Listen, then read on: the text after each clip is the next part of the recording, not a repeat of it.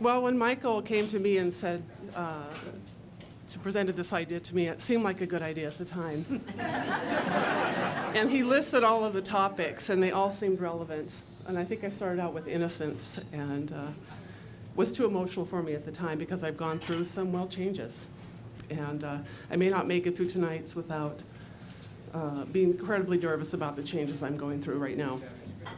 But the story I had earlier, I will modify a bit because it turns out it's a little bit too personal for me to tell to, I'm sure you're all lovely people, and I know half of you, but enough is enough. So the title of my story was, or may still be,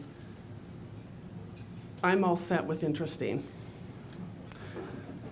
And the hinge pin is, my mother came to me when I was 17 years old, and she said, you create your own reality. And at 17, you've got to be kidding me. If I created this, I don't know what I was thinking. I was being bullied in high school. I came from a very dysfunctional family. I was a lesbian, although I didn't know it at the time. But now I realize it created quite a few complications for me at 17 years old. So I sort of set out on my life journey, both proving and disproving her. And it's been quite a journey. And now that I'm 50-something, I am faced now with one of the most difficult times of my life. I took a huge personal risk last year. I took a business and professional risk last year, and both of those things have turned out to be very, very difficult. But it's part of the life journey of, okay, if I create my own reality, I knew I wasn't going to have children, so I was going to have the most interesting life that I could. I was going to move, I was going to experience life. Whatever path that took me, I was open to. That included living in 5 states, 2 countries, and quite a spiritual path.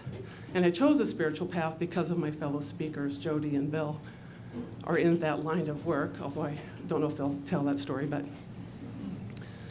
so because of my personal situation right now, and which has led to a risky business situation for me now, I'm going to steer clear of that and just tell one of the most amazing stories that's happened to me personally and professionally. And that is, I left the accounting profession to become a baker. Because, well, we create our own reality, right? So should be able to live on that. And it was actually one of the simplest times in my life. I lived actually below the poverty level. I left an accounting career to bake, and I learned that I love that profession. I love the multitasking of a shift. I love the batch sizes, the recipes, the proofing, the whole thing, standing in front of a really bad oven, my first job, burning my arms because the way you have to reach in the oven, and it was so hot, but it was fabulous. I said, this is my thing, and I committed my life to that profession. And as a result of that, I said, well, I'm going to open a bakery someday, and what's it going to take to open a bakery? What does that mean to me? So I set out to study that.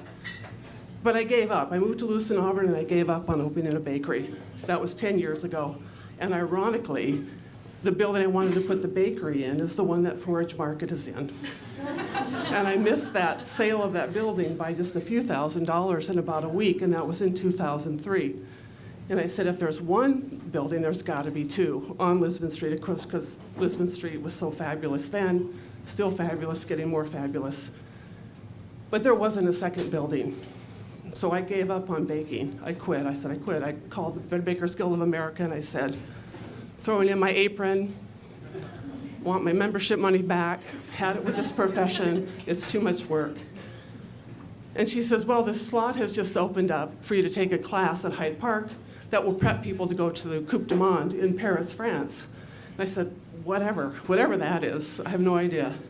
So I took this class, and it is the class that set me on the path now to owning the bread shack. I went to Paris, France as part of a team. I won a national competition.